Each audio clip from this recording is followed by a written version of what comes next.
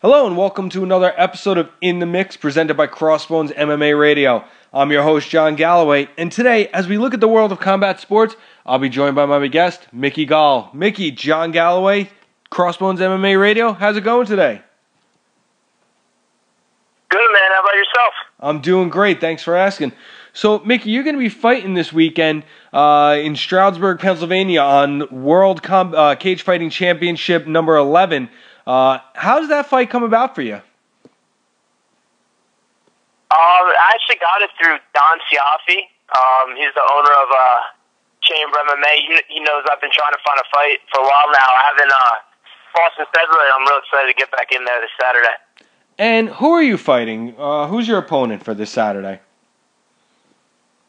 My opponent's named Joey Morrison. He's from a boxing school out in PA.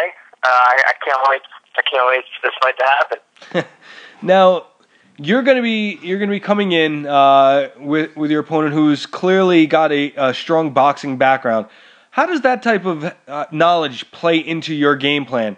Do you plan on standing up and trading with him? Do you plan on trying to take this to the ground? What's kind of your mindset going into a fight like this? Yeah, I know that he has a boxing background, but to be honest, I'm just gonna play my game. I know I can outstrike him. I know I can beat him up. I'm gonna establish my striking a little bit. Then, if I feel, I'll take it to the ground and finish the fight. Now, Mickey, this is an amateur fight for you. Why don't you explain to the people listening what the balance is that you have to strike between not only your training but your own personal life, as this isn't something that you get paid for yet? Yeah, I think a lot of us amateur fighters we're doing this as to prepare for the future. To prepare, I know personally, I plan on fighting professionally, and that's what I like to do for the next 20 odd years or whatever. But yeah, it's absolutely a sacrifice. You have to. There's a lot of changes you have to make, but I think it's all worth it. It's what I love to do, and I think if you don't love it, I don't think it's for you. I got you on that.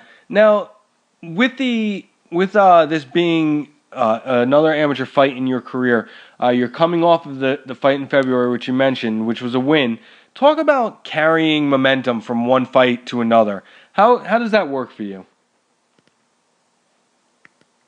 Well, to be honest, I don't know yet, and I guess I carrying momentum. I would have liked to have fought before this. So I don't know that I'm necessarily carrying momentum, but I just know I'm going to get in there. I'm going to be better than my opponent. I'm gonna just be a better fighter than him. Then I'm going to get this win this weekend. Now, what kind of background do you have going into this fight? Not just into this fight, but in all your career. How did you get started in MMA? I started doing jiu-jitsu out in Clinton, New Jersey, with David Adib at Grayson, New Jersey, when I was 16, and I took to it right away. And I did it with the thought of that I wanted to do MMA, watching it on TV. But like I said, I was fortunate enough to learn under David Adib, who's like a great mentor, just a great guy. And I guess that's where it started with jiu-jitsu. Now, you're still a young guy. You're 22 years old.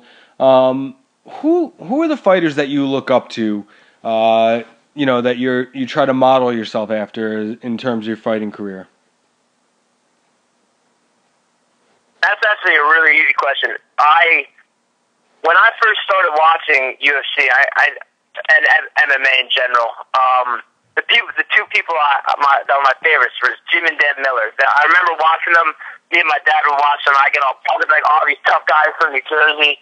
And now I'm actually fortunate enough that I train with both of them on the regular, and they're absolutely Jim and Dan. Those are the two since I first started this.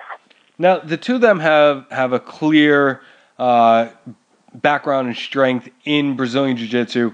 You have mentioned that's where you started. What have you done to round out your skills with boxing, kickboxing, striking, the wrestling? What have you done to grow yourself as a professional fighter?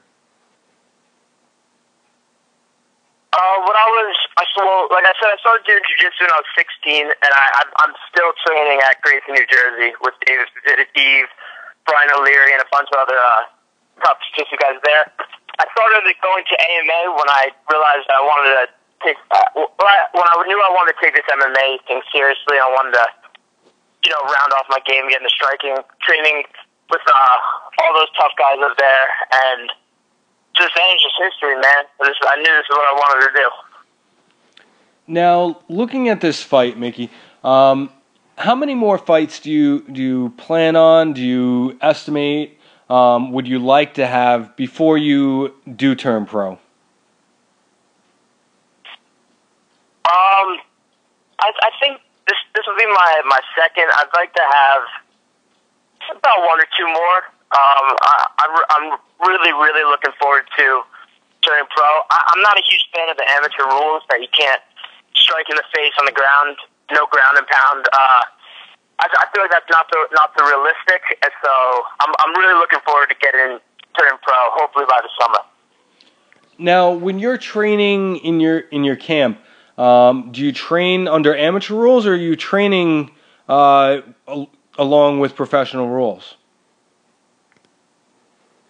I train pro rules because I'm not preparing to be an amateur. I'm preparing to be a professional. But come fight time, you for the you'll start practicing the rules that you're gonna fight with. So you stop throwing to the head on the ground so much. I think that was a great answer that you said, the way you said that you're training to be pro, you're not training to be amateur. So that was a very good point there. I like that. Now, have you ever been in a situation in an amateur fight where your instinct is to throw that headshot, to throw that ground and pound, and you have to stop and actually, Oh, absolutely. And 100%, absolutely. Now, how hard is that to defy your instincts, to refocus on what your situation is at that moment, to prevent being disqualified or prevent a foul, point taken? Well, to be honest, it's not that difficult. The instinct is there, 100%.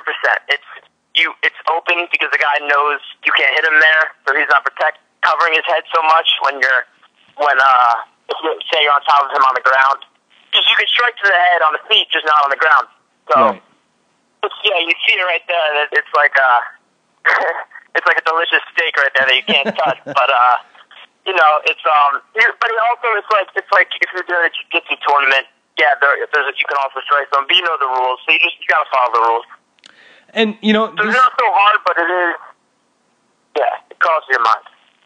Now, I'm glad you said that, and you went in a direction that I kind of wanted to go, in the sense that the amateur level, a lot of guys they're leaving their head open because they know they don't have to defend it. They know once it goes to the ground, they have to defend body shots, and they have to defend the submission attempts. Do you find it to be harder to position yourself and set yourself up for a submission attempt during under these amateur rules, where the guy knows that that's the only thing he has to worry about and defend himself?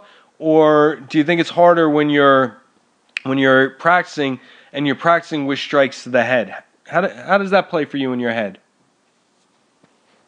It's absolutely harder when you can't use the strikes to open up your submissions, the strikes to the head. It's absolutely.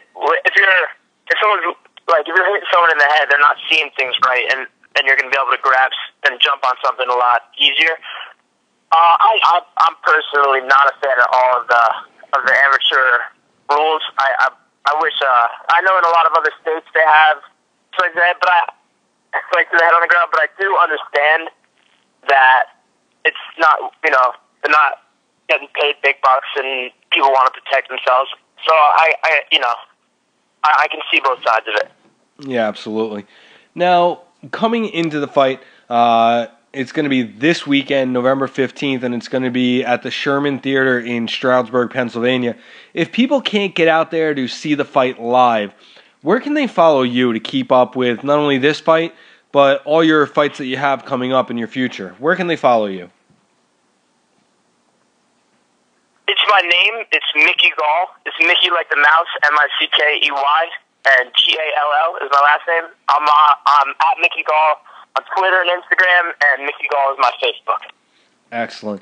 Now, that's going to wrap up another episode of In the Mix presented by CrossBones MMA Radio. I'd like to extend a big thank you to today's guest for joining us. For Mickey Gall, this is John Galloway, and we are tapping out.